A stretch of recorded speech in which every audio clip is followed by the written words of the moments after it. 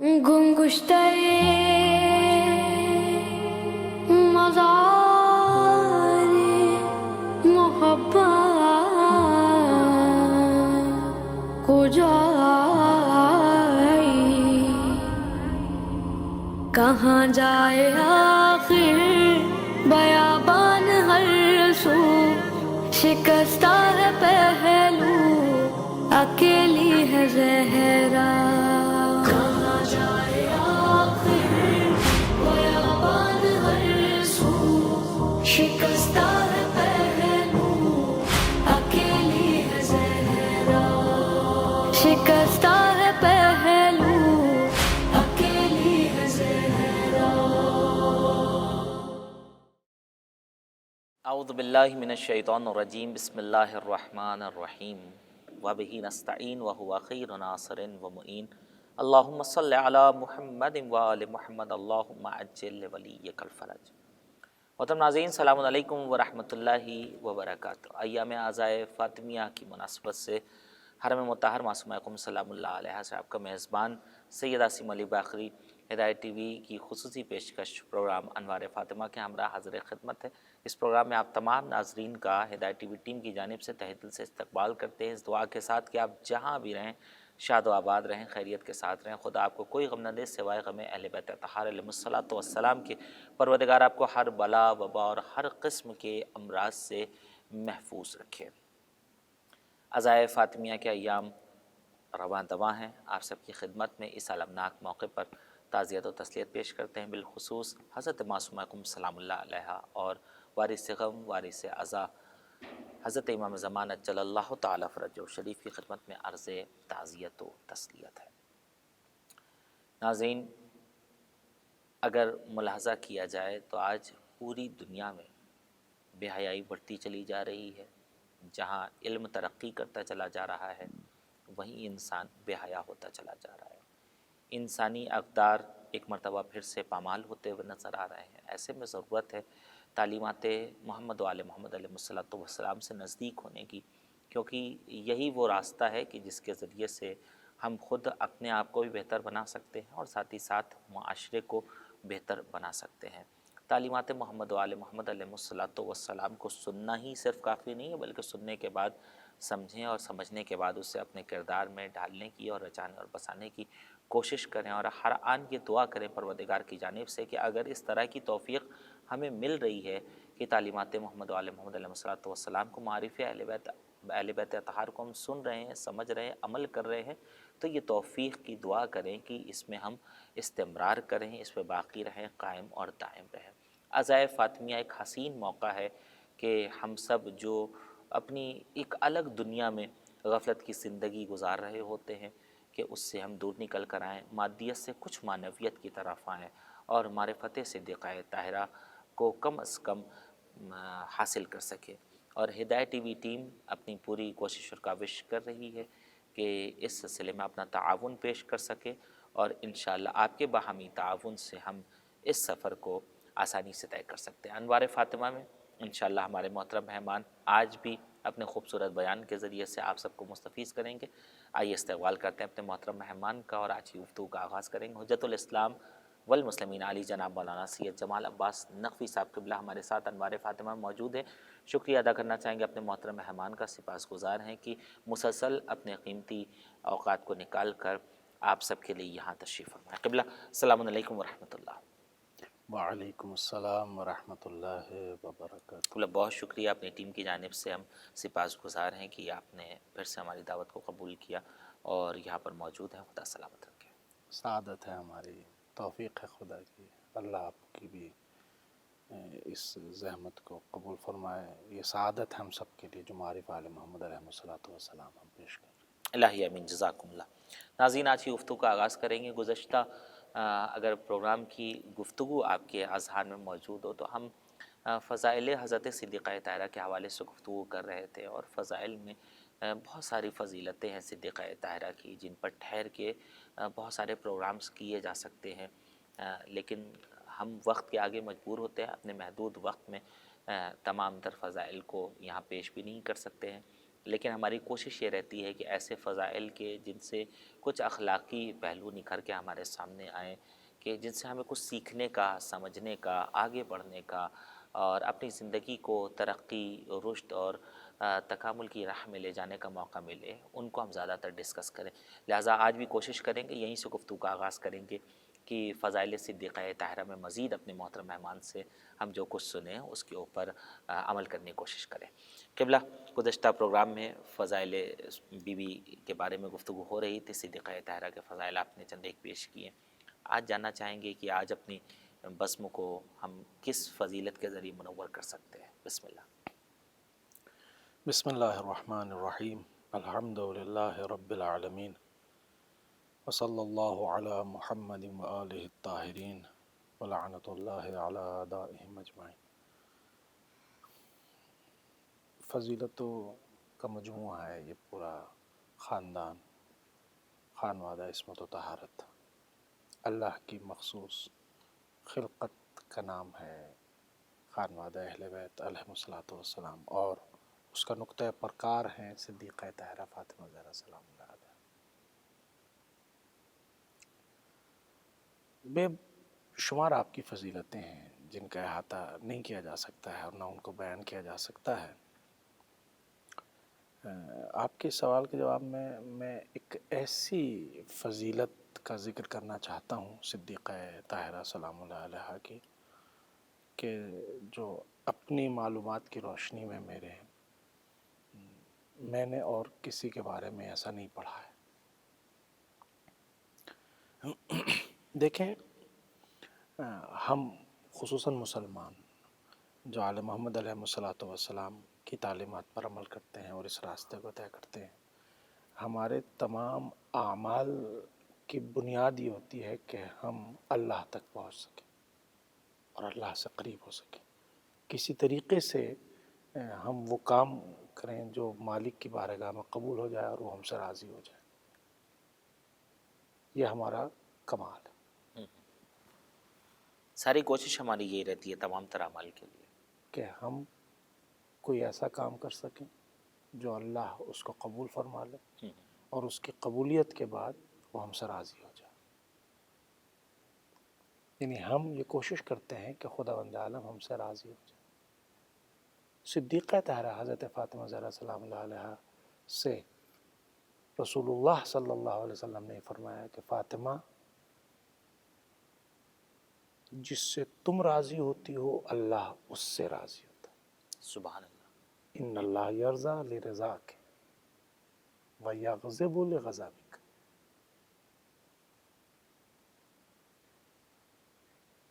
گویا جو عام دوسرے افراد ہیں وہ یہ کوشش کرتے ہیں کہ اللہ ان سے راضی ہو جائے، اللہ ان سے ناراض نہ ہو سکے۔ فضیلت اور عظمت بی بی فاطمہ زہرا سلام اللہ علیہ یہ ہے کہ اللہ کی نگاہ رضایت فاطمہ زہرا سلام اللہ علیہ کی طرف۔ سبحان اللہ۔ اور یہ کوئی ایسی بات نہیں ہے کہ جو ہم کسی عقیدت میں کہہ رہے ہیں، کوئی شعر پڑھا جا رہا ہے اور تخیلات ہوں، خیالات ہوں، ایک خطابت ہو۔ یہ وما ینطق عن الہوی ان ہوا الا وحی یوحی، جس کی گفتار پر وحی کے پہرے ہیں، واہ واہ، جو وحی الہی کے بغیر بولتا ہی نہیں۔ جو مرضی پروردگار کے بغیر بھی نہیں بولتا، وحی پروردگار کے واہ۔ بغیر نہیں بولتا، جو ایک کلمہ نہیں کہہ سکتا، وہ وہی کہتا ہے جو خدا کہلوانا چاہتا ہے، وہ وہی کرتا ہے جو خدا اس سے کروانا چاہتا ہے۔ جو مشیت کا اطتاب پیغمبر ہے اس نے فرمایا ہے، جو جذباتی گفتگو نہیں کرتا ہے، احساساتی گفتگو نہیں کرتا ہے، واقعیت بیان کرتا ہے۔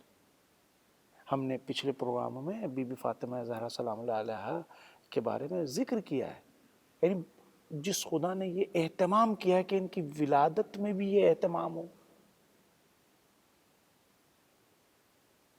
ہماری مجبوری کیا ہوتی ہے، کبھی کبھی فضیلتیں ہمیں عزم کیوں نہیں ہوتی کہ جب ہم یہ ذکر کرتے ہیں، قرآن مجید میں صاف ہے کہ حضرت موسیٰ ہدایت کر رہے ہیں اپنی قوم کی، اور جب قوم پھنس جاتی ہے، پیچھے بادشاہ ہے، آگے دریا ہے، اور قوم کہتی ہے حضرت موسیٰ سے کہ کہاں لا کے ہمیں کھڑا کر دیا، پیچھے جائیں تو بادشاہ مارے گا، آگے جائیں تو غرق ہو جائیں گے۔ وہاں حکم خدا ہوتا ہے کہ آپ اپنا عصا چلائیے اور دریا میں راستے پیدا ہو جاتے ہیں، دریا خشک ہو جاتا ہے، سبحان اللہ۔ سب سمجھ میں آ جاتا ہے ہمیں۔ جب خشک راستے پہ تو ہمارے 12 قبیلے ہیں، راستے الگ الگ ہونے چاہیے، تو 12 راستے بھی بنا دیے حضرت موسیٰ نے۔ جب ہم الگ الگ ہو گئے تو ایک دوسرے کو دیکھ نہیں پا رہے ہیں، پانی یعنی ایسی دیوار، راستے بھی الگ ہوں مگر ایک دوسرے کو دیکھ بھی سکیں، تو پانی کی ایسی دیوار کہ بالکل آر پار آپ دیکھ سکتے ہیں۔ یہ سب ہم مان لیتے ہیں چونکہ پرانے گزشتہ ذکر ہے۔ آل محمد علیہ السلام کی فضیلتیں جو بعض مسلمانوں کو ہضم نہیں ہوتی ہیں، وہ سوچتے ہیں کہ وہ فضیلتوں کا کارخانہ ختم ہو گیا وہیں، رسول اللہ کے بعد اب ختم، جبکہ ایسا نہیں ہے۔ ایسا نہیں ہے۔ رسول نے یہ پورا سلسلہ چھوڑا ہے، یہ سلسلہ یعنی باقاعدہ یہ اللہ کی خصوصی مخلوق ہے، یہ وجہ تخلیق کائنات ہیں۔ بے شک۔ جب حضرت ابراہیم علیہ السلام کے لیے آگ گلزار ہو سکتی ہے، ابھی سوشل میڈیا پہ ایسے ہمارے ہاں تو آج کل ایک لحاظ سے اچھی بات بھی ہے، یعنی کچھ اعتراضات ہو رہے ہیں اور کچھ غلط سلط باتیں مزید میں کہا کرتا ہوں قبلہ کہ جس طرح سے زمانہ آگے بڑھتا چلا جائے گا، اعتراضات زیادہ سامنے آتے چلے جائیں گے، علم بڑھتا چلا جائے گا، مزید دین اسلام کی حقانیت واضح تر ہوتی چلی جائے گی، روشن تر وہی ہوتی میں چلی کہہ رہا جائے ہوں گی۔ کہ بھئی اگر سمجھ میں نہیں آ رہا آدمی کو تو ٹھیک ہے، پوچھے، نہیں سمجھ میں آ رہا تو معلومات کرے۔ تو مثلا ایک بات آئی، بالکل لا یعنی بات ہے اور شاید پروگرام سے بہت ربط بھی نہ ہو، لیکن میں بیان کرنا چاہتا ہوں کہ اگر آدمی غور و فکر کرے تو تمام حقائق روز روشن کی طرح واضح ہو جائیں گے آدمی کے۔ مثلا کہا گیا کہ قرآن مجید نے کہا ہے کہ ہم نے ہر جگہ نبی بھیجا ہے اور ہر زمانے میں بھیجا ہے، اور جس نبی کو بھیجا اس کی زبان میں بھیجا ہے، تو بتاؤ مثلا سنسکرت اور ہندی میں کون سا پیغمبر آیا؟ اور یا پھر کہو کہ رام پیغمبر تھے، مثلا اس طرح کہنے والا کہہ رہا ہے۔ یہ میرا موضوع گفتگو نہیں، سوال یہ پیدا ہوتا ہے کہ یہ اگر رام یا اس طرح کی جو شخصیات ہیں اگر ان کا تصور بھی ہے تو کم سے کم 2000 4000 5000 سال پرانا ہے۔ ہم ماضی کے پیغمبروں کا انکار کب کر رہے ہیں کہ ہم نے نام بیان کب کیے ہیں؟ جی ہاں۔ اگر آپ ثابت کر لے جائیں، ثابت بھی کر دیں کہ اور ممکن ہے یقیناً ہندی میں بھی سنسکرت میں بھی، کیوں اللہ انتظام نہیں کرے گا؟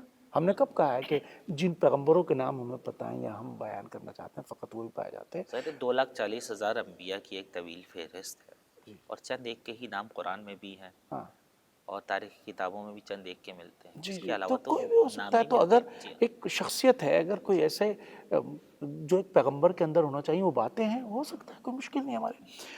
تو جب ہم ان شخصیتوں کو بھی، جیسے صدیقہ طاہرہ، فاطمہ زہرا سلام اللہ، مثلا غیر ان کو فقط اس لحاظ سے دیکھے کہ اس کو مسلمان مانتا ہے۔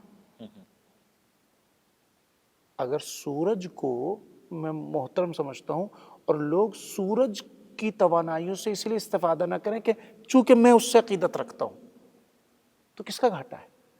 وہ تو پوری کائنات کی ہدایت کے لیے آئے ہیں نا، سورج تو پوری دنیا پہ روشنی پھیلانے کے لیے آیا ہے۔ ایسی یہ کردار اور یہ ذات، تو اب جس کی مرضی خدا کی مرضی، کتنی بڑی فضیلت ہے۔ اب ظاہر ہے کہ یہ صدیقہ طاہرہ کے بارے میں خصوصاً میں جملہ کہنا چاہتا ہوں جو آئندہ جو کہنا جا رہا ہوں، اور تمام آل محمد علیہ السلام کے لیے بالعموم یہ بات کہنا چاہتا ہوں۔ پیغمبر نے اپنے بات کے لیے تمام ہادیوں کے نام بنام تذکرہ کیا ہے۔ ایسے ائمہ بھی ہیں، امام حسین تک علیہ السلام تو کہ جو رسول اللہ کے زمانے میں آپ تشریف لا چکے تھے، لیکن اور جو بات کے ائمہ تو ابھی رسول اللہ نے اس دنیا میں ان کا چہرہ بھی نہیں دیکھا ہے، آپ کے وصال کے بعد وہ تشریف نہ آئے۔ یہ خبر دینا کہ یہ آئیں گے اور ایسا کردار ہوگا، ایسا کریکٹر ہوگا، معصوم ہوگا، یہ کتنی بڑی یعنی اپنی اولاد یا ائمہ اہل بیت اور ان پر اعتماد کی بات ہے۔ میں اور آپ بھی کہ اپنے بعد کے لیے کسی کو بھی چاہے ہادی بنائیں، چاہے رہنما بنائیں، کمانڈر بنائیں، مدیر بنائیں، سرپرست بنائیں، امام بنائیں، یہ گارنٹی لے سکتے ہیں میں اور آپ بھی کہ یہ جو بھی کریں گے صحیح کریں گے؟ اپنے بارے میں گارنٹی نہیں لے سکتا، دوسروں کے بارے میں کیسے گارنٹی لے سکتا ہوں؟ تو پھر اہل بیت علیہ الصلوۃ والسلام کے کمال کردار کی علامت ہے جو صفات، جو خصوصیات، جو باتیں رسول اللہ نے بیان کی اور وہی ہوئیں، اور کوئی ایسی سر منہ بھی فرق نہیں ہم دیکھ سکتے آل محمد علیہ الصلوۃ والسلام کے لیے. تو یہی ہم غور و فکر کریں تو ہماری ہدایت اور رہنمائی کے لیے کافی ہے. تو فضیلت کے باب میں یہ کہنا چاہتا تھا یہاں پر کہ یہ بہت بڑی فضیلت ہے. میں سمجھتا ہوں میرے علم میں تو نہیں ہے، میں نے ابھی تک نہیں پڑھا ہے. یقیناً ایسا نہیں ہے کہ اگر یہ صدیقہ اطہر حضرت فاطمہ زہرا کے بارے میں ہے تو امیر المومنین اس فضیلت پر فائز نہیں ہے یا رسول اللہ اس فضیلت پر فائز نہیں، لیکن ان ذوات کے بارے میں بھی کلمات ایسے موجود نہیں. رسول اللہ نے یہ نہیں کہا کہ جب میں راضی ہوتا ہوں تو خدا راضی ہو جاتا ہے. امیر المومنین کے بارے میں یہ ضرور ہے کہ اللہ نے علی کا نفس خرید لیا اور اپنی مرضی انہیں دے دی. صدیقہ اطہر، یعنی اگر اب فاطمہ کسی سے راضی ہیں تو ان کے لیے اگر ہم یہ کریں گے کہ خدا بھی ان سے راضی ہو جائے تو اللہ کی رضا آ سکتی ہے. لیکن اگر فاطمہ کسی سے ناراض ہو جائے تو اللہ جب فاطمہ کی رضایت دیکھتا ہے، اللہ جب ان کی ناراضگی دیکھتا ہے تو اللہ کی مرضی کو وہی شخص حاصل کر سکتا ہے جو ان کو پہلے راضی کر لے. ہم پوری کائنات جو ہے تمام کام انجام دیتی ہے، تمام اس کے امور اس لیے انجام پاتے ہیں تاکہ وہ خدا کو خوش رکھ سکے. بی بی فاطمہ زہرا سلام اللہ علیہ کی عظمت یہ ہے کہ ان کی خوشنودی اور ان کی ناراضگی کی طرف مشیت الہی ہے. تو اس کا مطلب یہ نہیں ہے کہ بی بی فاطمہ زہرا کسی سے حق یا ناحق راضی یا ناراض ہو جائے. در حقیقت یہ راز یہاں سے سمجھ میں آتا ہے جب ان کا تعارف کراتے ہوئے پروردگار یہ کہتا ہے کہ وما تشاؤون الا ان یشاء اللہ، تم تو کچھ چاہتے ہی نہیں، وہی چاہتے ہو جو اللہ چاہتا ہو. اب آپ ذرا ساری کڑیوں سے کڑیاں ملائیے، یہ فقط وہی چاہتے ہیں جو اللہ چاہتا ہے، اللہ وہی چاہتا ہے جو چاہتے ہیں، یعنی یہ ارادہ سب ایک ہی ہے. سب کی نظر میں فقط اللہ کی مرضی، اللہ کی اطاعت، اللہ کا احکام. اب ایسا نہیں ہے کہ بی بی فاطمہ زہرا کچھ اور چاہتی ہوں، اللہ کا حکم کچھ اور. سب کے احکام ایک ہیں. ان کی مرضی در حقیقت وہی ہے جو خدا کی وہی مرضی ہے جو ان کی ہے. یہ وہی چاہتے ہیں جو خدا چاہتا ہے، خدا وہی چاہتا ہے جو آل محمد چاہتے ہیں. یہ اگر نکتہ، یہ اگر پوائنٹ، یہ اگر بات آل محمد علیہ الصلوۃ والسلام کے بارے میں دنیا سمجھ لے کہ ان کی ذوات قدسیہ پہ کسی کی اجارہ داری نہیں ہے، بالکل مادی دوسرے اور وسائل. ابھی فرض کیجئے ایک چھوٹی سی مثال اور سمجھانے کے لیے میں آپ کو کہنا، مجھے بخار ہو گیا اور میں کسی دوائی سے صحیح ہو سکتا ہوں اور وہ کسی ایسے دواخانے میں ہو کہ جس کو میں دوست نہیں رکھتا، یا ایسے ڈاکٹر کے پاس ہو جو مجھے اچھا نہیں لگتا، تو اگر میں اس سے وہ دوا نہ لوں اپنے بخار ہونے کے بعد تو اس کا نقصان ہے یا میرا نقصان ہے؟ صحت یاب نہیں ہو سکتے. جی. اسی طرح سے علالت اور مرض میں ہی آپ کو آگے زندگی گزارنی ہوگی. تو جب اللہ نے انسان کی ہدایت کا مرکز ان ذوات قدسیہ کو بنایا ہے اور اسی لیے ان کی بعض فضیلتیں ہم پر ظاہر کی ہیں، تو ہمیں ان کی طرف متوجہ ہونا چاہیے. اور یہ چونکہ ٹی وی پر پروگرام ہے اور ٹی وی پر دیکھنے والا ہر مسلک، ہر مذہب، ہر مکتب فکر سے تعلق رکھنے والا ہو سکتا ہے، تو آل محمد علیہ الصلوۃ والسلام، خدا، رسول، قرآن اور ان سب کا پیغام وہ ایک ہی ہے کہ ہم اپنی عقل کو بروئے کار لائیں، تعقل، تفکر اور کریں. انشاءاللہ ہم آل محمد علیہ الصلوۃ والسلام کو بھی سمجھ بھی سکتے ہیں، ان کی فضیلتوں کا ادراک بھی کر سکتے ہیں اور ہم اپنے عمل کو آگے بھی بڑھا سکتے ہیں. جزاکم اللہ. یقیناً ناظرین، اگر غور کیا جائے تو جو انسان جتنی عبادتیں انجام دے رہا ہے، جتنے اعمال خیر انجام دے رہا ہے اور جتنے بھی کار خیر میں حصہ لے رہا ہے، اس کے پیچھے جو مقصد ہوتا ہے وہ یہی ہوتا ہے کہ خدا کو راضی کر لے، اپنے خدا کا قرب حاصل کر لے. قرآن مجید میں اس طرح سے ملتا ہے وَرِضْوَانٌ مِّنَ اللَّهِ اکبر، کہ اللہ کی رضا حاصل کرنا انسان کے لیے سب سے اہم ہے. یعنی انسان کی زندگی کا جو اعمال اور عبادتوں کا ہدف ہے وہ یہ ہے کہ رضا الہی کو حاصل کر لے. ذالک هو الفوز العظیم، اور یہ اس کی ایک عظیم کامیابی ہے کہ اگر انسان اپنے تمام تر عبادتوں کے ساتھ رضا الہی کو حاصل کر لیتا ہے. لیکن رضائے الہی کو حاصل کر لیا، رضائے الہی کے نزدیک پہنچ گیا، اس کا پیمانہ اور پیرامیٹر کیا دنیا میں کوئی ہے؟ یوں تو سارے انسان اعمال انجام دے رہے ہیں، اور ہر انسان یہ سوچ کر اعمال انجام دیتا ہے کہ یہ ہی اس کے اعمال ہیں جو اس کی نگاہ میں صحیح ہیں اور وہ قبول ہو رہے ہیں، لیکن ایسا نہیں ہے۔ جو رضائے الہی کا پیرامیٹر ہے، وہ جو ترازو ہے کہ جس کے اوپر تولا جائے کہ ہم رضائے الہی کو حاصل کر رہے ہیں، اس کے حصول میں آگے بڑھ رہے ہیں یا نہیں، وہ رضائے الہی کا پیرامیٹر بھی خدا نے اس دنیا میں بنایا ہے، جسے صدیقہ طاہرہ کی ذات بابرکت کہتے ہیں۔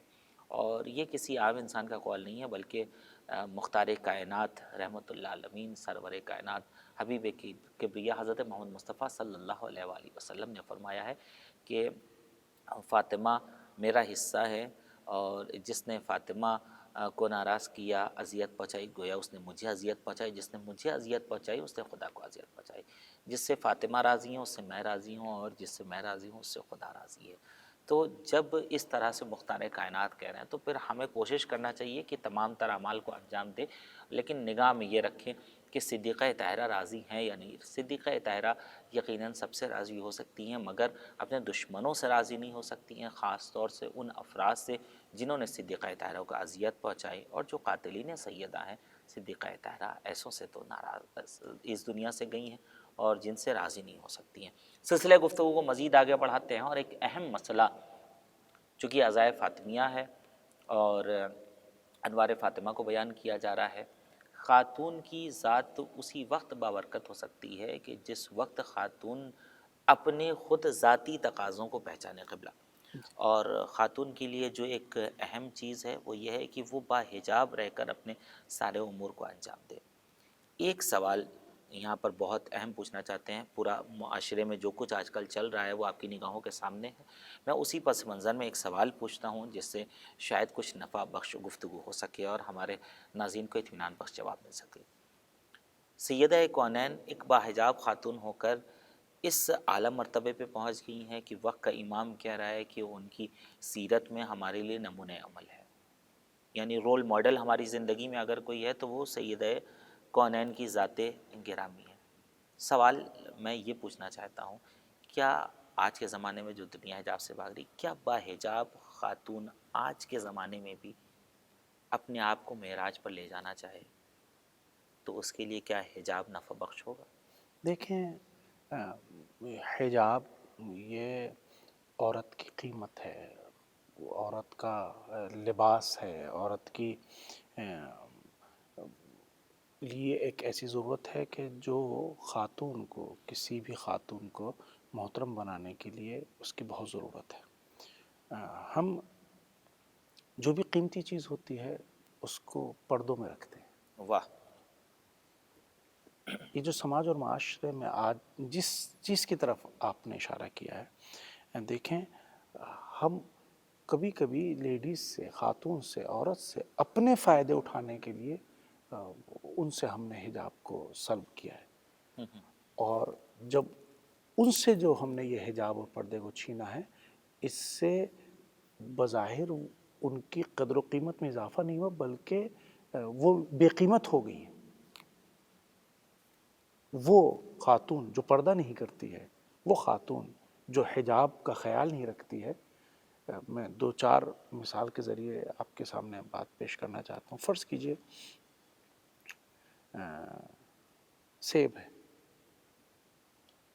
سیب جب ہم سیب کو کھاتے ہیں تو اگر ہم سیب کا چھلکا ہٹا دیں تو زیادہ دیر تک اب یہ نہیں رہے گا، اب اسے کھا لینا چاہیے، جلدی داغدار ہو جاتا ہے۔ داغدار ہو جائے گا اور پھر وہ ختم ہو گیا۔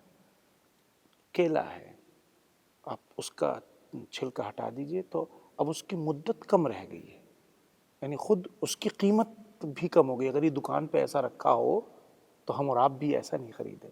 یہ عام جگہوں پر، یعنی ہر چیز کی ایک بات کو میں بیان کرنے کی کوشش کرتا ہوں۔ ہم گوشت لینے کے لیے جاتے ہیں تو اگر ہم دکاندار سے لے کے بھی آ رہے ہیں اور ہاتھ میں ایسے لے کے آ جائیں تو اس کے خراب ہونے کا اندیشہ اور پھر زیادہ دیر تک نہیں رہے۔ جو ایک بہت مشہور، عام طور سے بہت سے مبلغین اور خطبہ اور بیان کرنے والے बस औक़ात बात को बयान करते हैं, वो भी जहन में आ गई कि फ़र्ज़ कीजिए जब हम घर बनाते हैं, तो घर बन रहा होता है तो 2-3 तरह के सामान हमारे होते हैं घर बनाने के लिए।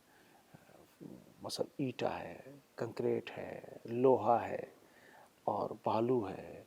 इस तरह की चीज़ें जब बन रहा होता ऐसी खुले आसमान के नीचे और आमतौर से रखा रहता है। लेकिन बसा औक़ात बाज़ ऐसी चीज़ें होती हैं जो घर में ही लगाने के लिए हम लाते हैं, तो उनको महफूज जगह पे रखते हैं। पानी की टंकियाँ हैं या घर के मसलन टाइलें भी अगर होती हैं तो जहाँ ईंटें रखी होती हैं वहाँ टाइलें नहीं रखते, अगर पैकेट है तो मैटर अलग। तो इस मिसाल से मैं कहना चाहता हूँ जो कीमती चीज़ होती है वो हमेशा पर्दे में रखी जाती है। जब हम सोने की दुकान पे जाते हैं तो यहाँ तक कि वो इतने शीशों में रखा हुआ होता है कि जब उसको तोला और वज़न भी किया जाता है तो उसका तराजू भी पर्दे में रहता है कि हवा के दबाव के ज़रिए भी उसका वज़न कम और ज़्यादा ना हो सके। जब हम लोहे को तोलने के लिए जाते हैं उसका कांटा ही अलग होता है तोलने का। तो औरत की क़द्र व क़ीमत, औरत की अज़मत उसके हिजाब से है। अल्लाह ने अपनी सिफ़ात का मज़हर इंसानों में, जो अल्लाह की तमाम तर मखलूक है और उसमें एक यानी मखलूक का नाम इंसान है, ये 2 टुकड़ों में बट गई है, एक मर्द एक औरत। तो मर्दों से ज़्यादा अपनी तमाम तर सिफ़ात का मज़हर खुदावंद आलम ने औरत को करार दिया। सुभान अल्लाह। इसीलिए उसको भी कहा गया है, मरकज़। बगैर यूं अल्लाह चाहे, क्योंकि नस्लों की बाज़गश्त तो उसी यूं की तरफ अल्लाह होती है। चाहे, यूं अल्लाह चाहे तो बगैर माँ बाप के खल्क़ कर सकता है। जी, लेकिन उसने उसने निज़ाम करके दिखाया भी है। पहला जो इंसान पैदा होता है बगैर माँ अबुल बाप, बशर। अबुल बशर। यूं खुदावंद आलम चाहे तो इंसान को बगैर माँ बाप के ही पैदा कर सकता है, न मर्द की ज़रूरत पड़े ना औरत को।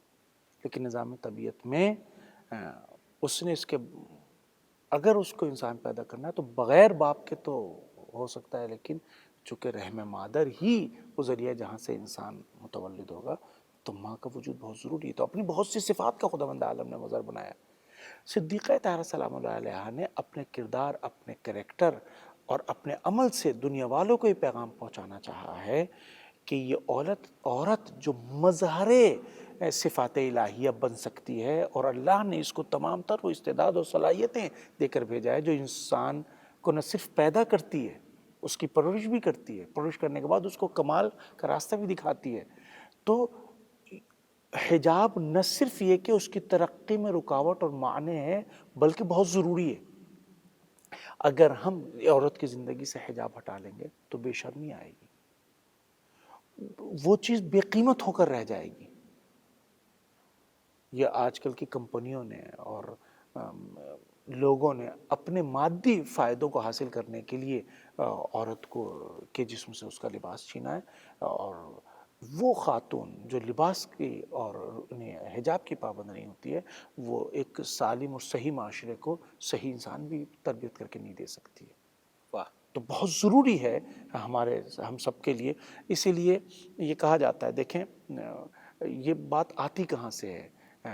असल में अगर इल्म का फ़ुक़दान हो जाता है और आदमी इल्म से दूर हो जाता है, तो तब इस तरह या बस अपने मतलब की बात जाने और जो वाकई जानने की जिसमें ज़रूरत फ़ायदा हो हम उसे जान लें और उसे ही इल्म समझ बैठे। उसी को इल्म समझ बैठे, जी। तो वहाँ नुकसान होता है। वो भी फ़ायदा हम अपनी निगाहों में देखते हैं। अपनी निगाहों में कभी कभी ऐसा हुआ है, इंशाअल्लाह इस सिद्दीक़ा ताहिरा के ज़िंदगी के इस पहलू पर हम अगर मौका मिला, ज़िंदगी रही, हयात रही और सब रहा, तो ये खुसूसन इल्म के मैटर पे हम बात करने की कोशिश करेंगे। लेकिन हम बताना ही चाहते हैं कि 2 लोग हैं, एक मर्द है एक औरत है।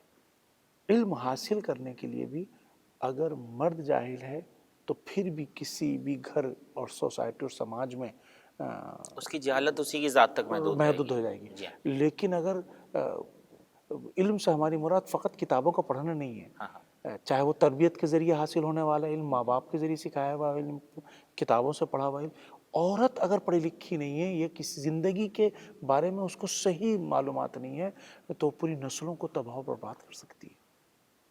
اس کے آغوش میں جو پل رہا ہے، جو مثلا اگر وہ احکام الہیہ کی پابند نہیں تو کہیں بھی وہ بچے کی تربیت کرنے میں کہاں اس کو دودھ پلانا ہے، کب دودھ نہیں پلانا ہے، کیسے پلانا ہے، کس جگہ رہ کر پلانا ہے، بچوں کو کیا بتانا ہے، کیا سکھانا ہے، کیا پڑھانا ہے، جب وہ خود تربیت یافتہ نہیں ہوگی، اسے معلومات نہیں ہوں گے تو عورت ہر جہت سے انسان پر مؤثر ہوتی ہے. اور یہ حجاب اس کے ان تمام تر ایکٹیویٹیز میں معنی نہیں ہے، رکاوٹ نہیں ہے. ایسا نہیں ہے کہ ایک آدمی اگر پردے میں مقید ہو جائے گا تو پھر وہ پڑھے کیسے، پڑھائے کیسے. آج کے جوانوں کا قبلہ تو معاف یہ کریے گا، سکھایا اور بتایا جی جاتا ہے جی ہمیں. آج کے جوانوں کا یہی اعتراض رہتا ہے. بعض بچیاں اور خواتین یہ ہمیں کہتے ہوئے نظر آتی ہیں اب کہ اگر ہم حجاب میں ہی آ جائیں گے، اگر ہم پردہ ہی کرنے لگیں گے، اگر ہم چادر ہی اوڑھ لیں گے تو ہم ترقی کیسے کریں گے. اب ترقی سے مراد ان کی کیا ہے ہمیں یہ نہیں پتا، لیکن یہی کہا جاتا ہے کہ ہم پھر ماڈرن زمانے سے کہیں ایسا نہ ہو کہ پیچھے رہ جائیں. مثلا ہم مارکیٹ میں نہیں آ سکتے اور اس طرح سے دکان میں سیلس وومن کی حیثیت سے نہیں رہ سکتے ہیں، یا فرض کریے کسی کاؤنٹر پہ نہیں بیٹھ سکتے ہیں ریسٹورنٹ کے. یا قبلہ اس طرح سے کہا جاتا ہے کہ ہم اعلیٰ جاب کے لیے آگے نہیں جا سکتے ہیں، یا مثلا اعلیٰ پوسٹ پہ آگے جا کر معاشرے میں سماج کی ہم خدمت نہیں کر سکتے. تو کیا یہ حقیقت ہے اس طرح سے ایک خاتون اگر حجاب کی پابند ہو جائے تو کیا دنیاوی ترقی سے پیچھے رہ جائے گی؟ یہ وہی آدمی سوچ سکتا ہے کہ جس نے پہلے تو مثلا اسکول میں پڑھنے کے لیے کہا کہ یہاں فقط بغیر حجاب کے کوئی بھی لڑکی، کوئی بھی خاتون آ سکتی ہے، اور پھر کہا جائے کہ بھئی اب جب بغیر حجاب کے آپ نے پہلے قانون بنایا کہ مدرسے میں، اسکول میں، کلاس روم میں بغیر پردے کے آئیے، پہلے قانون بنا دیا. اب کہہ رہے ہیں کہ چونکہ نہیں آ سکتے اب پڑھ نہیں لکھ سکتے. جی ہاں. تو جو عورت بغیر پردے کے آ سکتی ہے پڑھنے کے لیے اور پڑھانے کے لیے، وہ پردے کے ساتھ بھی آ سکتی ہے. اور پھر کبھی کبھی ایسا ہوتا ہے کہ ضروری ہے ان خاتون کے لیے مثلا مرد ہی پڑھائیں، عورتوں سے بھی پڑھ سکتی ہے. یہ اسی وقت آئے گا نا کہ جب معاشرے اور سماج میں پڑھے لکھے فقط مرد ہوں، عورتیں نہ ہوں، عورتیں نہ ہوں، تو پھر ضرورت پڑے گی ان کو مردوں کے درمیان آنے کی. لیکن اگر ایک سماج اور معاشرے میں اگر عورتیں بھی تعلیم میں آگے ہوں تعلیم تو میں یہ آگے سچویشن نہیں آئے ہر گی. جگہ مثلا پرائمری اسکول سے لے کے اور پی ایچ ڈی تک، اور ہر فن، ہر علم میں پڑھی لکھی خواتین ہوں، ایسی ہر جگہ کام میں لیڈیز بھی ہوں، جانتی ہوں. یہ تو اس سماج اور معاشرے کی بات ہو رہی ہے جس کو ہم نے اور آپ نے مرتب کر دیا ایسا. صدیقہ طاہرہ نے تو ترقی اس زمانے میں کر کے دکھائی ہے کہ جہاں عورت جانتی نہیں تھی اور یہ سب ان سب چیزوں سے واقف تھی. ایسا نہیں تھا. ہم نے اپنے پروگرام میں اس اسٹیج سے بھی ذکر کیا ہے کہ سماجی کسی بھی طرح کی ایکٹیویٹیز سے بھی بی بی فاطمہ زہرا سلام اللہ علیہا پیچھے نہیں تھی. پورے مکمل حجاب کے ساتھ، یہاں تک کہ جب نابینا صحابی بھی گھر میں آ رہا ہے تو ایسا نہیں، وہ پورے حجاب اپنے گھر میں بھی، اور گھر کے باہر، گھر کے اندر، ہر جگہ اس کی رعایت کرنے کے بعد آدمی اور انسان اپنی ترقی کی منزلوں کو حاصل کر سکتا ہے. نہ فقط یہ کہ حجاب رکاوٹ نہیں، بلکہ بہت معاون اس لیے ہو سکتا ہے کہ حجاب میں آنے کے بعد وہ مفسدہ اور وہ خراب کاریاں جو بدحجابی سے پیدا ہوتی ہیں اس سے سماج اور معاشرہ محفوظ رہ سکتا ہے. تو حجاب کسی بھی سماج اور ترقی کے لیے بہت، اور آج نمونے میں ہم خود جمہوریہ اسلامی ایران کو دیکھ سکتے ہیں کہ جس چیز کو یہاں سے لوگ اب کاپی بھی کر کے بہت سی جگہ پر حجاب کا خیال رکھا جاتا ہے، ان تمام پہناوے کا لحاظ رکھا جاتا ہے جہاں آدمی کا نشیب و فراز نہ ہے اور سماج کی خدمتیں بھی کی جاتی، سب کچھ ہو سکتا ہے. تو خود صدیقہ طاہرہ کا بہترین مخلوق ہونا اور ترقی کے راستے میں ان کے جو تعلیمات ہیں یہ پائے جانا ایسے سماج اور معاشرے میں، یہ اس طرف دیتا ہے. خود صدیقہ طاہرہ کی بہت سی شاگردائیں تھیں. جب ہم خصوصاً حضرت معصوم اقدم سلام اللہ علیہ کے ہم نے بعض ایسی احادیث دیکھی ہیں کہ جو صدیقہ طاہرہ نے رسول اللہ تک لیڈیز، خاتون راویوں سے باتیں نقل کی ہیں. جی ہاں. اس کا مطلب کیا ہے کہ وہ وہ پڑھ بھی سکتی ہے. وہ بھی ہے. اب اگر کس نے اسلام کو ہی نہیں سمجھا ہے، دین کو ہی نہیں سمجھا ہے، قرآن مجید کی تعلیمات کو ہی نہیں سمجھا ہے، اور اپنی طرف سے اسلام کے پیغام کو دوسرے انداز سے پیش کیا ہے کہ مثلا عورت پڑھ نہیں سکتی، عورت لکھ نہیں سکتی، عورت یہ کام نہیں کر سکتی، تو وہ معلومات کی کمی ہے. یہ اسلام کا پیغام نہیں، صدیقہ طاہرہ نے فضائل و مناقب کی چوٹی پر فائز ہو کر خدمت خلق، خدمت انسانیت اور اللہ کی عبادت کرے، ہر مقام پر بلندی پر پہنچ کے ہمیں بتایا ہے کہ انسان اللہ کے احکام کی پابندی کرتے ہوئے اور طبیعت کے قانون کی پابندی کرتے ہوئے، خصوصاً جیسے انسان کو خداوند عالم نے یہ جسم دیا ہے اور اس کے پردے کو واجب کر، ان تمام چیزوں کی رعایت کرتے ہوئے ترقی بھی حاصل کر سکتا ہے جزاکم اور اللہ قبلہ، ایک اچھے مقصد تک پہنچ سکتا ہے۔ جزاکم اللہ قبلہ، بہت شکریہ۔ اگر انسان پروردگار کی اطاعت کرتے ہوئے اپنی زندگی کو آگے کی جانب بڑھائے تو پروردگار اس کی زندگی میں، اس کی فکر میں، اس کے عمل میں برکت عطا کرتا ہے۔ اگر آج ہماری ماں بہنیں بھی صدیقہ طاہرہ کی تعصیب کرتے ہوئے آگے بڑھیں تو اور پروردگار کی اطاعت بھی ہوگی اور صدیقہ طاہرہ کی خوشنودی بھی شامل حال ہوگی، تو پروردگار اس فکر میں اور اس اقدام میں، اس ایکٹیویٹی میں برکت اتنی عطا کرے گا کہ ہماری ماں بہنیں اقدامات کرتی رہیں گی اور اثر من جانب اللہ ہوگا، پروردگار کی جانب سے ہوگا، اہل بیت اطہار کے توسل سے، اور پھر خواتین اس اعلیٰ مدارج کو طے کر سکتی ہیں کہ جہاں پر پہنچنا چاہتی ہیں۔ پروردگار ہم سب کو توفیق عطا فرمائے کہ صدیقہ طاہرہ کے بتائے ہوئے اصول کے اوپر اپنی زندگی کو آگے بڑھائیں اور اہل بیت اطہار کی خوشنودی کے ساتھ ساتھ پروردگار کی رضا کو حاصل کر سکیں۔ اپنے محترم مہمان کا شکریہ ادا کرتے ہیں اس موقع پر کہ ہمارے محترم مہمان کی ہمراہی میں ہم نے اپنے پروگرام کو اس منزل تک پہنچایا۔ آپ سب کو بھی شکریہ ادا کرتے ہیں کہ ہمارے پروگرام کے اختتام تک آپ نے ہمارا ساتھ دیا ہے۔ آج کے لیے انوار فاطمہ میں اتنا ہی، وقت تمام ہوا، انشاءاللہ پھر آپ سے ملاقات ہوگی۔ دیکھنا نہ بھولیے گا انوار فاطمہ۔ فی الحال دیکھتے رہیے ہدایت ٹی وی۔ خدا حافظ۔